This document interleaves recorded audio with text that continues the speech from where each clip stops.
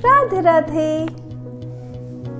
हम चाहते तो हैं कि हम बहुत ईमानदार बने, पर क्या हम सच में इतने ईमानदार हैं जितना कि हम चाहते हैं? क्या लेवल है हमारी ईमानदारी का?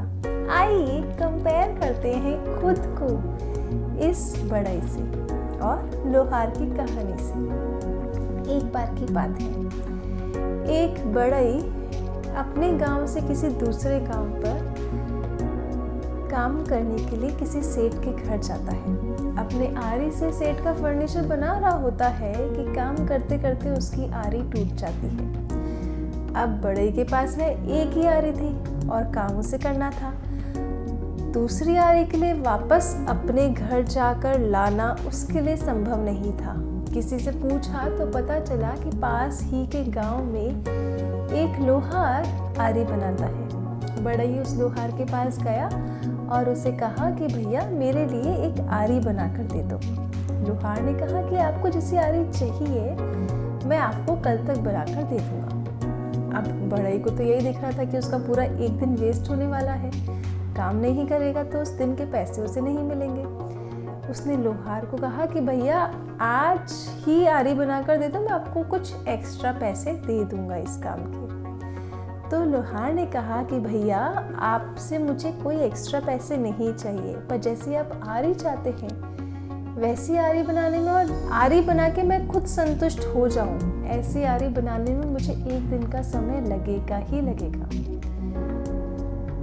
बेचारा बढ़ई कुछ और ऑप्शन था नहीं, कहता है कि ठीक है भाई कल आके ले जाऊंगा। अगले दिन जाकर बढ़ई उस लोहार से आरी ले आता है।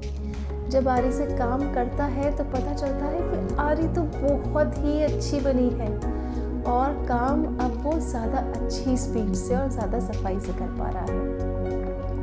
बढ़ई मन ही मन उस लोहार को बहुत धन्यवाद देता है। सिर्फ 10 रुपए में उसने वह आरी उसे बनाकर दी और इतनी अच्छी आरी जिसकी तारीफ वह अपने सेठ से भी करता है। उसका सेठ सोचता है कि अगर ये इतना अच्छा लोहार है, 10 रुपए की आरी बना रहा है, मैं ये आरी 30 रुपए की आराम से लोगों को बेच सकता हूँ, तो क्यों ना इस लोहार के पास जाकर इससे बात कर करो। सेठ भागा भागा लोहार के पास पहुँचता है और उसे कहता है कि मैं तुमसे ऐसी 30 आरी लूँगा, सारी आरी 10-10 रुपए की, पर मेरी एक शर्त है, तुम आज के बाद सिर्फ मेरे लिए आरी बनाओगे। यह सुन के लोहार उस सेठ को कहता है कि आपने मेरे सामने बहुत अच्छा प्रस्ताव रखा है, पर मैं ऐसा नहीं कर सकता, मैं आपको आरी बनाकर नहीं दे सकता। सेठ ने सोचा शायद इस लोहार को लालच आ गया है। वह कहता है तुम चिंता मत करो, मैं इस आरी के तुम्हें 15 रुपए दूंगा, पर तुम आरी बनाओगे सिर्फ मेरे लिए।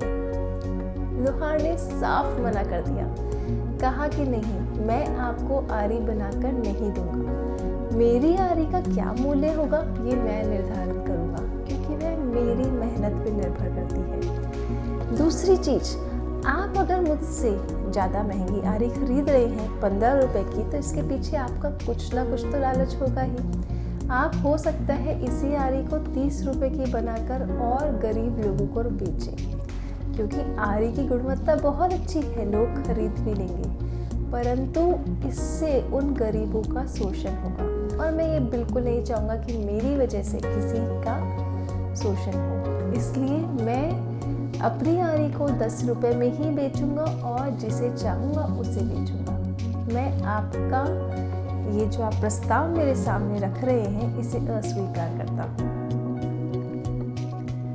बहुत छोटी सी चीज़ है, अगर हम इस कहानी पे गौर करें तो वह लोहार आराम से वो आरी बेच सकता था और ज़्यादा ऑर्डर होने के वजह ज़्यादा पैसे कमा सकता था सेठ को आरी बेचकर, परंतु उसने सिर्फ सेठ और अपना प्रॉफिट ना देखते हुए और लोगों की गरीबी और उनकी ज़रूरत को भी समझा और अपनी आरी को सही दाम में बेचकर आगे चल रहे बहुत लोगों के शोषण को रोक लिया।